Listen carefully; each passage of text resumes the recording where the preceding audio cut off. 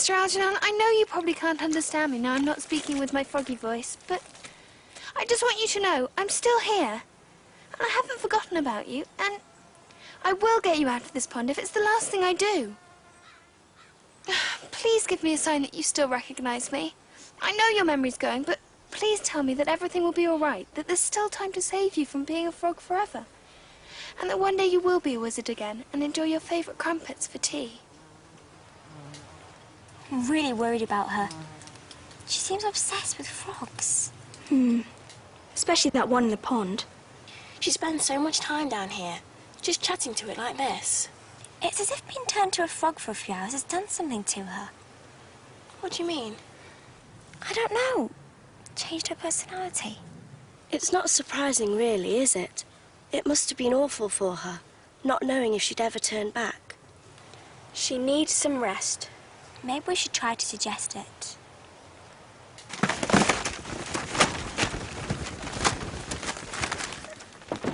What are we going to do with Mildred and Ethel over this ridiculous feuding? I've given them both 500 lines, but it hardly seems adequate. Ethel should know better than to contravene the witch's code by changing one of her classmates into an amphibian. And no sooner does Mildred start on this special programme of duties we've given her than she gets herself mixed up in something foolish like this. Can we open the post before we deal with disciplinary matters? Finding a punishment for Ethel shouldn't be too hard, but shouldn't we be carrying out our threat to put Mildred back down to the first year? I've never seen so many letters. Where's it all come from? It's all junk mail and catalogues these days. We do need to discuss this, Miss Cackle. Look at this. Someone here is offering a witch exchange to Siberia. We'd host a visit from a group of Siberian witches and then take a party of our girls out there. I don't think so, Davina. I don't want to press the point, but I do have lessons to supervise. I realise that, Constance. Ah, it's Chief Wizard Hellibor's reply. He's decided to accept my invitation to give the girls a lecture and says he'd be delighted to visit tomorrow night to give a masterclass to the girls in wizardry and wonder-working. The girls would love that. Indeed they will. In fact, Constance, if you're looking for a punishment...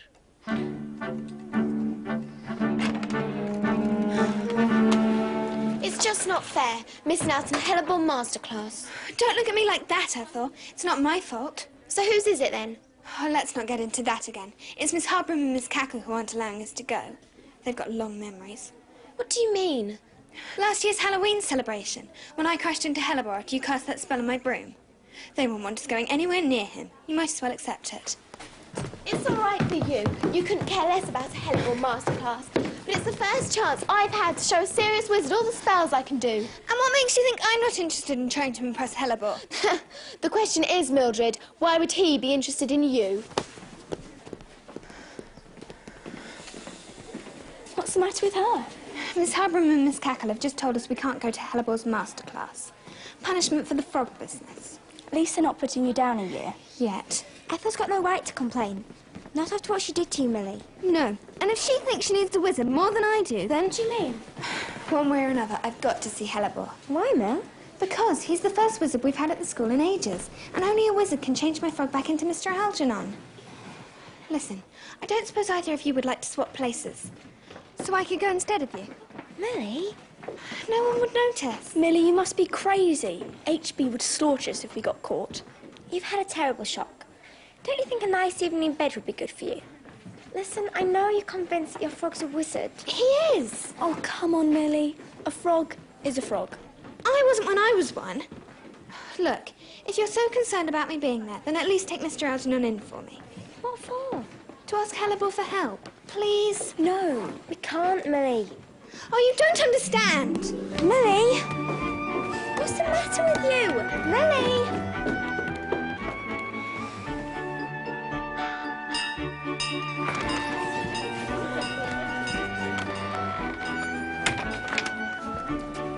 Morning, Mel.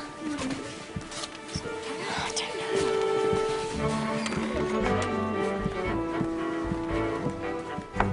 Rise and shine, Ruby.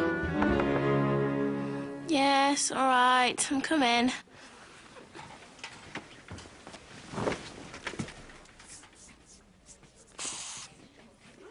Ruby! Debbie. All right.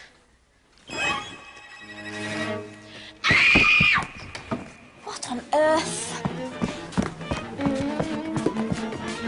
What is it? What happened? There, look, on the bed. Ah! Oh, look at the size of it.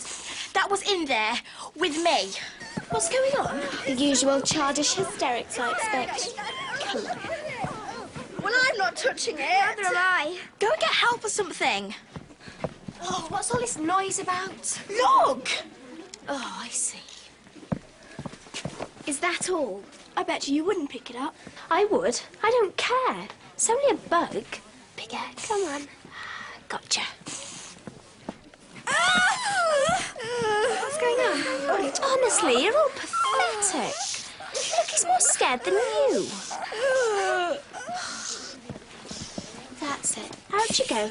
Go and play with your little beetle friends.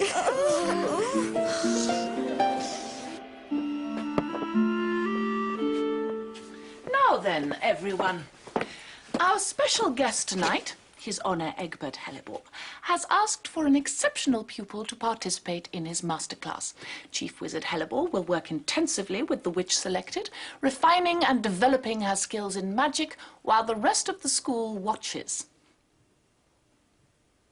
The Chief Wizard has indicated that his teaching will be pitched at advanced second-year level, so it's logical that we should choose the most outstanding girl from this class. Normally speaking, the honour would have fallen to Ethel Hallow. But uncharacteristically, along with Mildred, she has disgraced herself. In the absence of an obvious substitute, I have therefore decided to have a competition. You see the selection of toadstools I've arranged along here. When I call your name, you will turn one of them into a flower. The girl who ends up with the most impressive bloom will be the one chosen to be taught by Chief Wizard Hellebore. Right, who shall we start with? Ruby Cherry Tree. Chrysanthemum, maximum, rubellum, grandiflorum.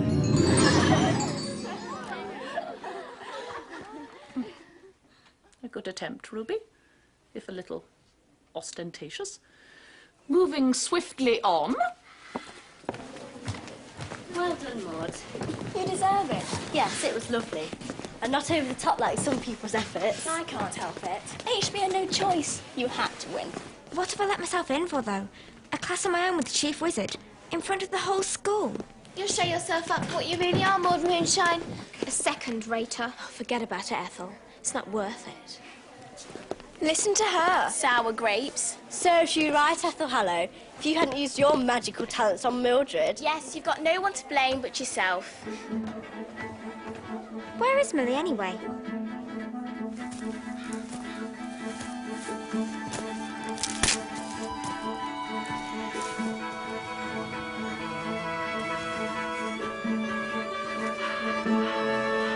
Mr. Algernon! Come on, Mr. Algernon. It's me, Mildred. There's no need to swim away. I've got something to tell you. Good news. There's a wizard coming to the castle tonight. Come on, Mr. Algernon. No, don't run away.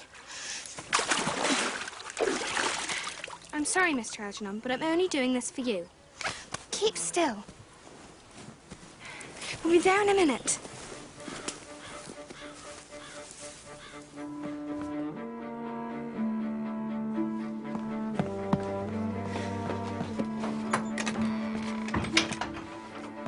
Nearly there. Look what I've got for you. Now, you should be fine in there until tonight. You mustn't worry. It'll be all right. I promise. Let's tie you up.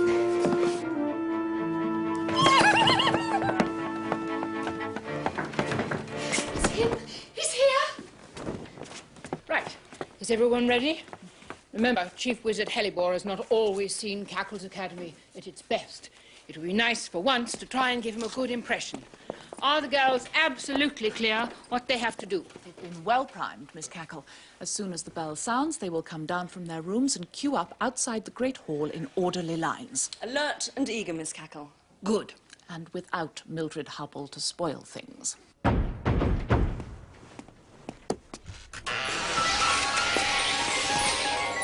Good evening, ladies. What a pleasure it is to be back at Cackle's. Are you sure you'll be okay? I'll be fine. What about the... What? Well, you know, the frog. Forget about it. You better go. You'll be late for hella boring. But are you coming, you two? Go on. Oh, Maud. Good luck.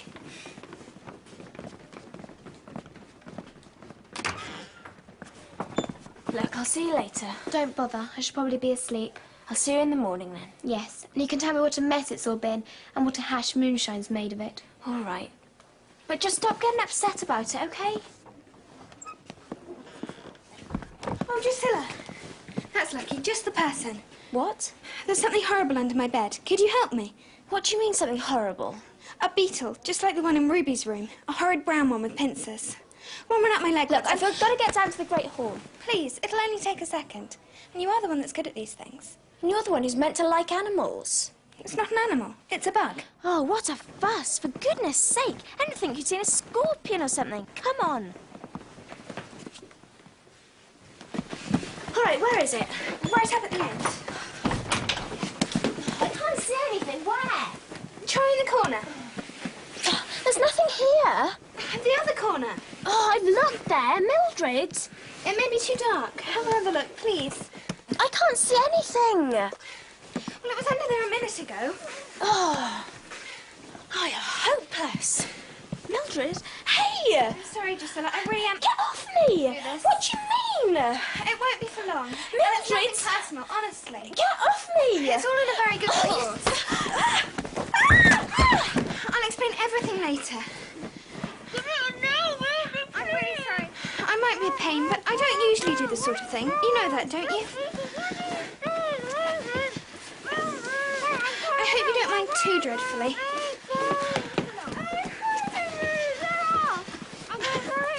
I hate to have to say this, but there's no point in shouting, you know. No one can hear you. They're all down in the Great Hall. I'll be back as soon as I can to set you free. I will be back soon. Sorry. Second years, this way. Come on, girls. Are you the last one in it? No need to be nervous, Maud. Great honour to be chosen to work with Wizard Hellebore. Let me straighten your hat, dear. Line up in silence, girls. Chief Wizard Hellebore, may I introduce the bright pupil who is to take part in your masterclass? I'd be delighted. This is Maud Moonshine, and a very able girl she is, too. Good evening, sir. I'm very glad to make your acquaintance, young lady. 5, 6, 7, 8. Constance, we seem to have a second chair missing. Are you sure? Yes. We should have the whole class minus 2 plus Maud, which makes 3. I know it's a bit confusing. I'll count again. 1, 2, 3, 4, 5. Oh, darling. 1, 2, 3. What you doing? Shh, I'm not here. 6, 7, 8, 9. They're all here, Miss Hardbrook. I must have made a mistake. Phew.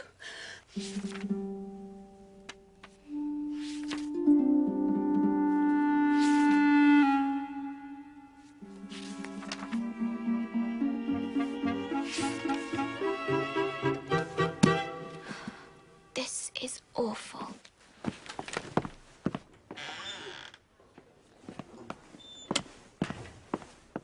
Mildred?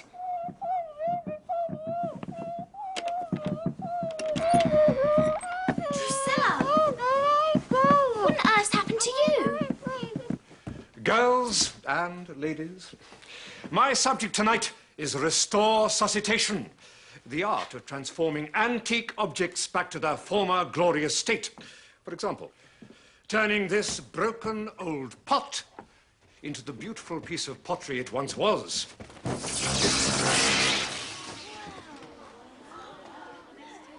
Or this ancient, moth-eaten cloth into the wonderful cloak it was originally made to be.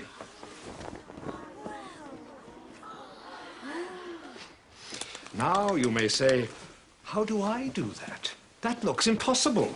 Surely you need years of experience to perform such spells.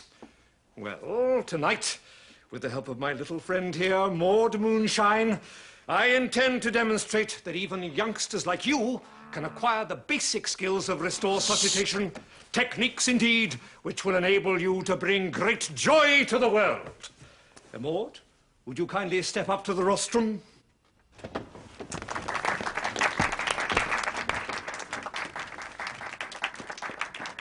She's gone berserk, getting me here under false pretences, tying me up and going to Hellibal's masterclass in my place, whittering on about beetles running up her leg and such like. Oh, thanks. Honestly, Ethel, she's gone mad. Yes, but she's really done it this time, hasn't she? Think what Miss Cackle's going to say about this. And Miss Harbroom. Come on. Where are we going? To the Great Hall, of course. What, in the middle of the masterclass? How better to catch her red-handed, right in the middle of whatever stupid thing she's planning to do. I'd better get my cloak on. I'll see you on the stairs in a couple of minutes. Remember what I said, Maud. Restore suscitation is not just a question of saying the right words or even making the right finger movements.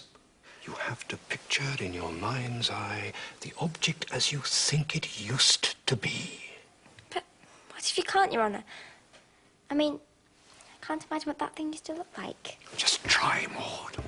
Try. Have confidence. Retractum, ad futurus, ad veneri, historiamus. I'm sorry, sir.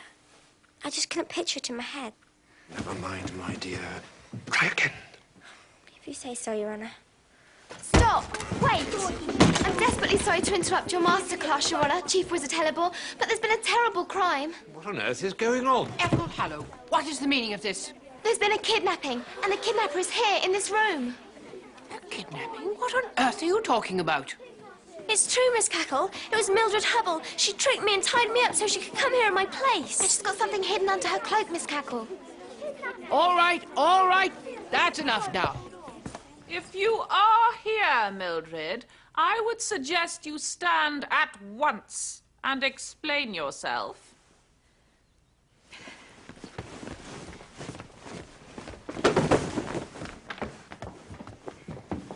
Your Honour, please forgive me. I'm probably the last person you want to see tonight, but there's an enchanted wizard in this box, and I promised him I would get him to you so that you could change him back, and I didn't know what else to do. What is all this nonsense about, young lady? Are my eyes deceiving me? Or are you not the girl who ruined the Halloween celebrations last year? We do apologise most humbly, Your Honour. The girl was banned from coming here tonight. No, Miss Harbroom. Please, Your Honour, Chief Wizard Hellebore, sir. It really is a wizard. His name's Algernon Webb something. Stony Webb, oh, something like that. Only he can't quite remember. He's a frog now, you see, and he's been a frog for simply ages. Good gracious me. You don't mean Algernon Rowan Webb? Algernon who, sir? He was my roommate many years ago when this castle was used as a gathering place for wizards. He disappeared one day and we all thought he'd gone home, but unfortunately he was never seen again. But all this was decades ago. He's in here, sir. I promise you. Please change him back.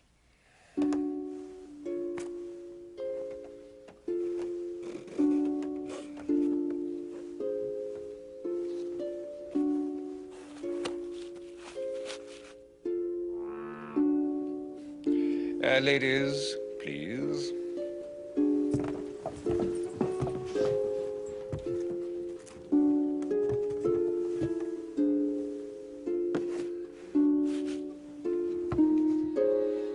Genesis revolvus, returnus resolvus, ilio alio, transmutato temporis.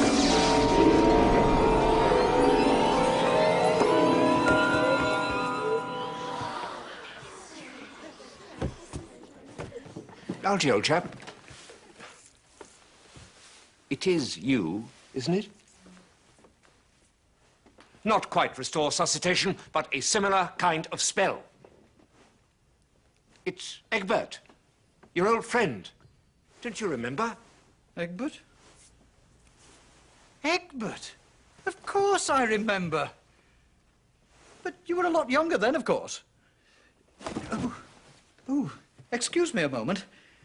I think I must sit down. Imogen, chair, quick. Oh, it's all a bit much. After all these years as a frog, my legs and arms feel awfully cramped.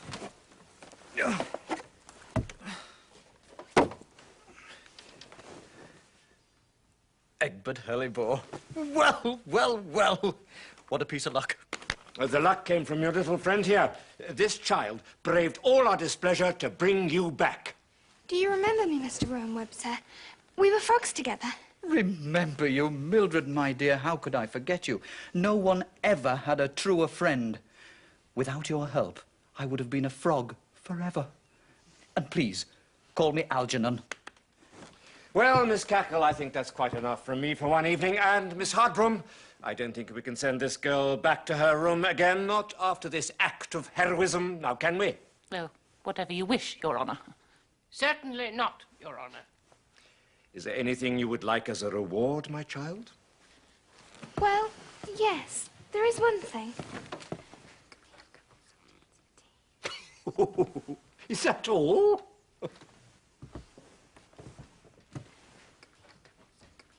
Oh, what a wonderful memory you have, my dear.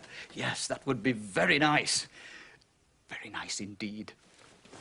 Manna tabularum panos crumpetarum. Oh, crumpets for tea. Just like the old days.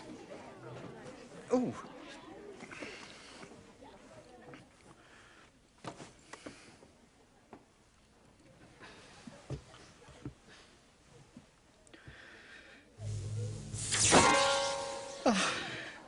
Honey. Mustn't forget the honey. I see you haven't lost your touch, Algernon. Would you care to join us, young lady? And, of course, all of you?